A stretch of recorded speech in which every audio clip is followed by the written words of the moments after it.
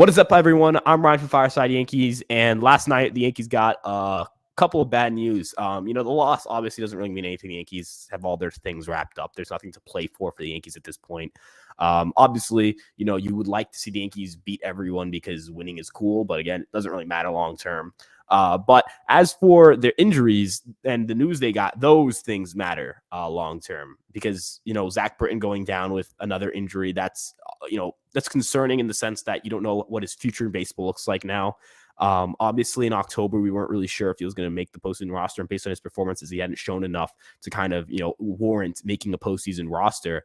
But one of the biggest issues that comes with this injury is just it sucks to see for a guy, who worked back from Tommy John surgery, gets back on the mound, is looking to at least give himself a little bit of a good send-off before he hits free agency, and build his market up a little bit and get some, have a market for him. And it feels like for him, it's just a frustrating situation, up and down when it comes to injuries. I don't know if he's going to get another free agent offer from another team at the major league level. Maybe it's a minor league deal. I don't know if the Yankees bring him back. I don't know what any of that looks like. That's a question for the offseason, and we're not close to that point yet, or at least hopefully not close to the offseason for the Yankees. But as for Zack Britton, it sucks to see, right? Even if you viewed him as someone who wasn't going to make the postseason roster, I viewed him as someone who was going to make the postseason roster. I didn't really include him in that conversation after some of his performances and finding out he couldn't go back-to-back games. He couldn't pitch in back-to-back games.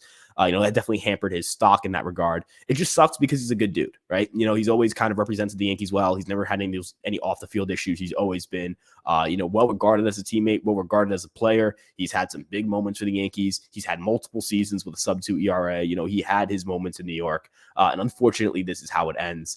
And unfortunately, he's back on the injured list. So hopefully, he finds a way to get healthy in the offseason. And whether it's with the Yankees or with any of the other 29 organizations in Major League Baseball, finds himself again. But as for the other injury, Clay Holmes wasn't, on in the game, wasn't on the field or anything like that. It was something that, came out after the game. And that's he has a right shoulder strain.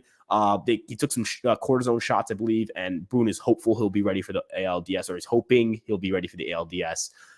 And while that's definitely concerning, I'm not sure how to really gauge those news. We're going to have to kind of figure it out as we figure it out when it comes to, whether Holmes is going to even be available or not. Holmes is someone who the Yankees were going to rely on, even if they weren't going to close with him, they were going to have him pitch high leverage innings. He had kind of gone back to a fastball heavy approach, and I think it was working for him.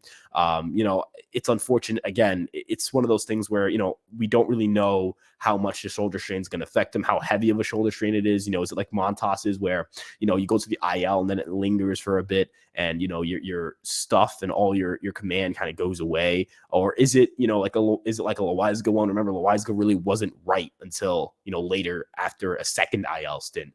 So Holmes, this could be something that lingers for him. That is, that's definitely concerning. But we'll have to wait and see. I'm not going to make any assumptions. I'm not going to make any conclusions, but I will be a little more cautious about whether I would like to see Clay Holmes in a late inning spot or not. As for, what the Yankee bullpen can shape up like, the Yankees still have a plethora of great arms, the back end of the bullpen, or not the back end, at the front of that bullpen, kind of that closing area. You have Lou Trevino, Jonathan Loizaga, Scott Efros, who are great options to go to. Wandy Peralta will be back from the IL soon. That's a fourth option to close games. You're going to have Ron Marinaccio and Clark Schmidt, who have been better as of late. Lucas Litke has been a nice long relief guy. And then you look more towards, maybe Clay Holmes is slotted in there somewhere, perhaps. We don't really know. As for other guys coming back from the injured list, potentially you could see Miguel Castro or Albert Abreu in play. Steven Ridings is not in play to return, though I am excited for him next year. But as for a Miguel Castro or an Albert Abreu, I would potentially side more with an Albert Abreu guy here. I do think Abreu still has value to the bullpen. He throws strikes. He's great stuff, great velocity. The slider is a really good pitch. He does well against lefties. He's okay against righties. The Yankees really need a guy who can handle lefties, and Abreu has done that well all year for some odd reason. I don't really understand it, but it works. And that's really all that matters sometimes. Sometimes it's not a traditional path. You think sinker slider guy, there's not a lot of depth there in terms of, pitches that drop straight down. There's, sinker has a lot more run than drop. So, you're like, well, why should that work? there's studies that show that WOBA, weighted on base average, and then whiff rates or strikeout rates, things of that nature, getting swings and misses, it's easier to do as a righty against lefties when you have pitches that have depth, though they drop more vertical drop. Brady doesn't really get that, and yet he gets strikeouts against lefties and big outs against lefties. But, again, you're going to have to go deep into your bullpen to find that back end guy just to fill in the back of that rotation bullpen. They have Herman. They're going to have Montas potentially, who could be relievers in that bullpen. And I could definitely see them in a reliever role. Herman's been shaky as a starter, in terms of like getting swings and misses. The ERA is fine, but the swing and miss stuff has not necessarily been there for him all year. And the peripherals are a little bit concerning.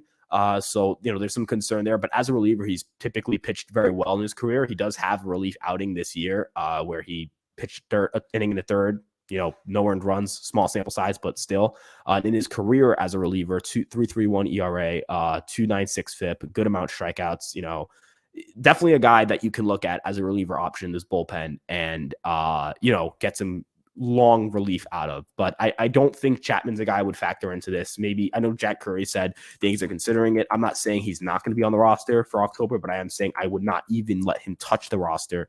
The FIP isn't good. The ERA isn't good. The xFIP isn't good. The Sierra isn't good. The strikeout rates aren't good. The walk rates are bad. The quality of contact is bad. Everything's just bad with Aroldis Chapman. There's no redeeming qualities. There's some good stuff, but the velocity yesterday, he was hitting 93 on some fastballs.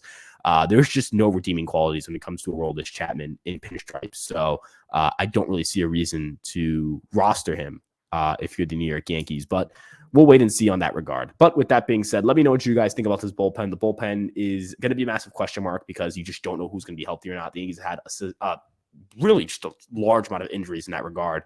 And I wonder how they're going to figure things out. They're going to, because they have arms and they have enough arms to put together a good enough bullpen, and not even good enough, a very good bullpen. They have, plenty of guys who have stepped up. They have plenty of guys with great stuff. They have plenty of guys coming off the IL, and it's just a matter of where they mix and match. But potentially, Clay Holmes hasn't hit the IL yet, so we don't really know if he's even unavailable. But he's definitely now a question mark and not a reliable guy to definitely have for October. But they'll be able to figure things out because they, again, have a very strong bullpen depth-wise, and they do have closing options. But with that being said, let me know what you guys think. How would you guys organize this bullpen? Remember, you're going to get probably 4 starters, 9 relievers to have those 13 pitchers, so you'll have a lot of guys to go to. But with that being said, we'll see you guys in the next video. Thank you guys so much for watching, and we'll see you guys in the next one. Peace out.